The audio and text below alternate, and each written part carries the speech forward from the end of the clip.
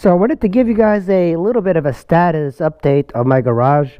Here we got my Super 10 Ray, and my rear brake is not working.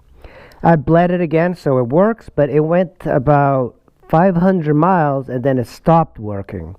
So I bled the front, I pumped the ABS, I did the ABS cycle, and yeah, so nothing is dragging, nothing, but apparently it's a known thing that the Super 10 Ray, the ABS pump will go out. So I'm thinking it could possibly be the ABS pump or the brake master cylinder, but I'm kind of siding towards the brake master cylinder because I don't have my ABS light on. And the ABS, when you fill up the reservoir and it's bled and everything, it works fine. You could actually feel the ABS kicking in. So this is an interesting bike because it's got linked braking. So when you apply the front brake, it applies the rear brake.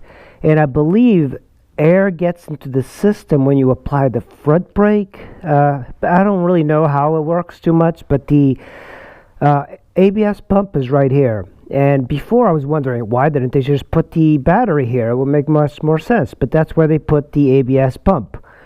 Get this, the ABS pump for this bike costs about $1,000. And it's not like it's a very special pump. It's just there's very few of these Super 10 Rays in junkyards. So the price is very high on eBay. Now a Yamaha R1 with ABS, I looked at the prices and they're like $50. I don't know if it would actually work with this, but I really don't want to deal with that. So I hope it's this. I'm going to order it. You can get like an entire master cylinder kit from a Super 10 Ray for $50, or you can get a rebuild kit for $50. I think I might just get the entire thing and just try it out. But there's somehow air leaking into the system and I'm losing my brake. Another really cool thing I want to show you is this. This is my car tire I'm going to be putting on the Super 10 Ray. And I really did not want a 175.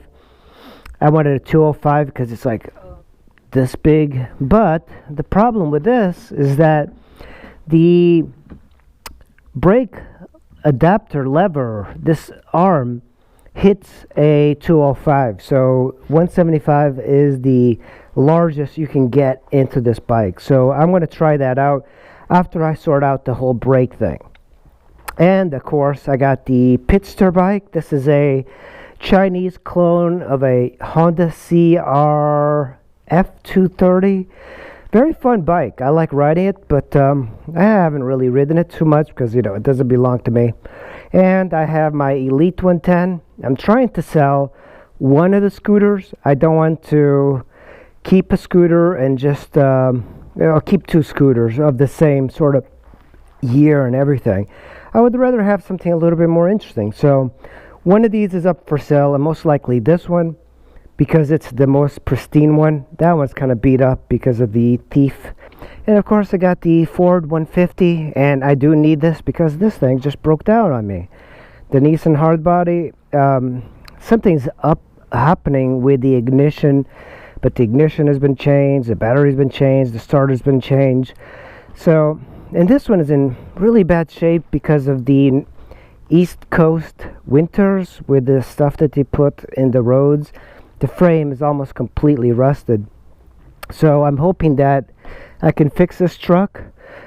I removed the starter. I have the starter right over there, the old one.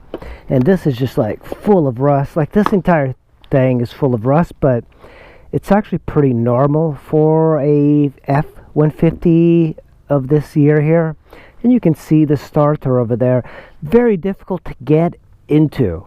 I really hate working on these things. I would rather pay somebody to do it. This is just, and of course it's just so rusty. I'm going to have to get new brake pads, new discs.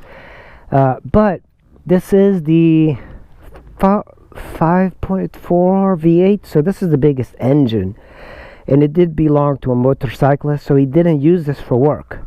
He just used this to trailer his bike to various events and track days. So That's the current project. If you guys are local, I'm giving away that treadmill. It works. So, and of course, there's a lot of rust. This, I'm gonna have to remove this. But yeah, that's my little garage right now. I got quite a few projects happening all at the same time. Huh. I expected the Rocky Mountains to be a little rockier than this. I was thinking the same thing. That John Denver's full of shit, man.